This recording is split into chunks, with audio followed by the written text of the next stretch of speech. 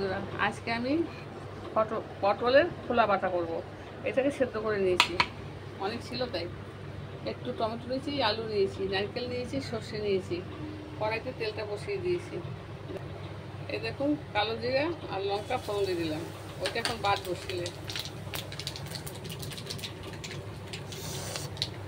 এই আলুটা টমেটো দিয়েছি। এই দেখেন, আলু, টমেটো, নারকেল এটা হয়ে গেছে। এইভাবে এটা দিয়ে দেবো এই কি বলে পটলের খোলা বাটা।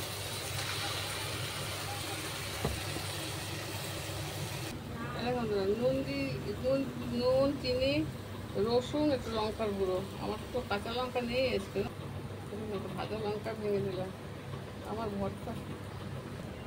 তারপরে একটু কাঁচা তেল দিয়ে দিলাম, হয়ে এসছে। এই দেখুন, পটলের খোলা বাটা হয়ে গেল।